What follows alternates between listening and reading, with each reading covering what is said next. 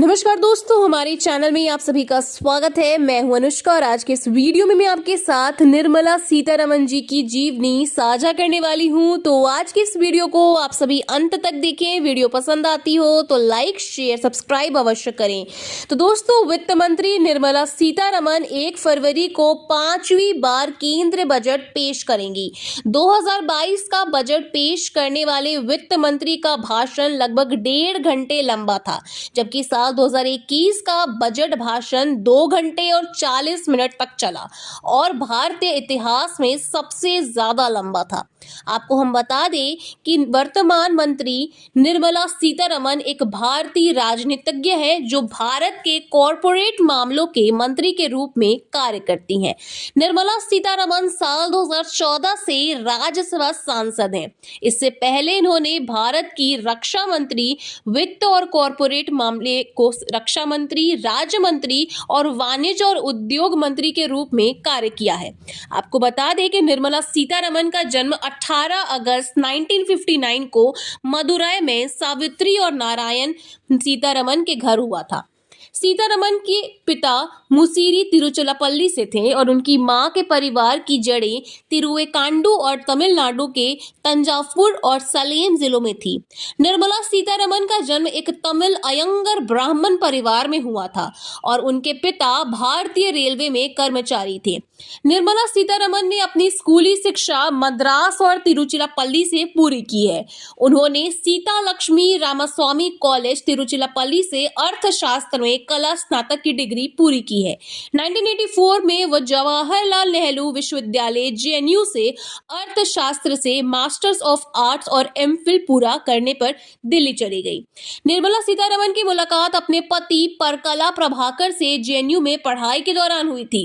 अलग अलग राजनीतिज्ञ विचारधारा होने के बावजूद इन जोड़ों ने वर्ष 1986 में शादी की और उनकी एक बेटी है जिनका नाम परकला वामगई है।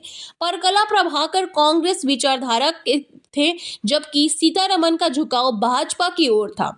उनके पति परकला प्रभाकर ने तत्कालीन आंध्र प्रदेश के सीएम चंद्रबाबू नायडू के संचार सलाहकार के रूप में कार्य किया है। साल 2006 में निर्मला सीतारमण भारतीय जनता पार्टी में शामिल हो गई और 2010 में बीजेपी की राष्ट्र प्रवक्ता बन गई। 2014 में बीजेपी के चुनाव जीतने के बाद निर्मला सीतारमण को नरेंद्र मोदी के मंत्रिमंडल के जूनियर मंत्री के रूप में नियुक्त किया गया।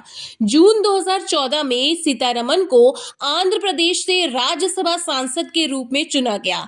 मई 2016 में उन्होंने राज्यसभा चुनाव में कर्नाटक सीट से चुनाव लड़ा और उन्होंने जीत भी हासिल की। 3 सितंबर 2017 को निर्मला सीतारमण को रक्षा मंत्री के रूप में नियुक्त किया गया था। वह इंदिरा गांधी के बाद इस पद को संभालने वाली दूसरी महिला है और पूर्णकालीन रूप से इस पद पर रहने वाली पहली महिला है। 31 मई 2019 को सीतारमण वित्त और कॉरपोरेट मामलों के मंत्री के रूप में कार्यालय में शामिल हुई और भारत की पहली पूर्णकालिक महिला वित्त मंत्री बनी। 5 जुलाई को सीतारमण ने संसद में अपना पहला बजट पेश किया। 1 फरवरी 2020 को उन्होंने केंद्रीय बजट 2020 से 21 पेश किया। वहीं 1970 से 71 वित्त वर्ष के लिए पूर्व प्रधानमंत्री इंदिरा गांधी के बाद बजट पेश करने वाली दूसरी महिला मंत्री है। लगातार 5 बजट पेश करने वाले अपने पूर्व वित्तियों यशवंत सिन्हा, अरुण जेटली, मनमोहन सिंह और पी चिदंबरम द्वारा बनाए गए रिकॉर्ड को तोड़ते हुए सीतारमण द्वारा पूर्णकालीन महिला वित्त मंत्री हैं।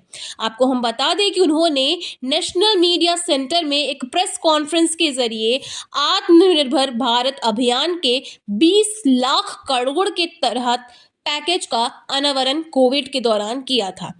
20 लाख करोड़ रुपए के राहत पैकेज में कोरोना वायरस संकट से निपटने के लिए भारत सरकार और केंद्र बैंक यानी कि आरबीआई द्वारा घोषित पिछले पैकेज शामिल हैं।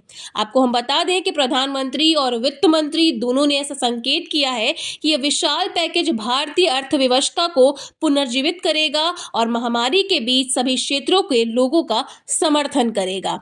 निर्मला सीतारमण जी के बारे में अगर हम आपको और बताएं तो एक विक्रेता के रूप में काम उन्होंने किया है। उन्होंने एग्रीकल्चर इंजीनियर्स एसोसिएशन यूके के एक अर्थशास्त्री के सहायक के रूप में भी काम किया है। उन्होंने पीडब्ल्यूसी और बीबीसी वर्ल्ड सर्विस में वरिष्ठ प्रबंधक, अनुसंधान और विकास विभाग के रूप में भी काम किया है और राष्ट्रीय महिला आयोग की सदस्य भी रह चुकी हैं। तो दोस्तों, आज के इस वीडियो में इतना ही। उम्मीद करती हूँ कि आपको आज की वीडियो पसंद आई होगी। इसी के साथ जय हिंद, वंदे मातरम।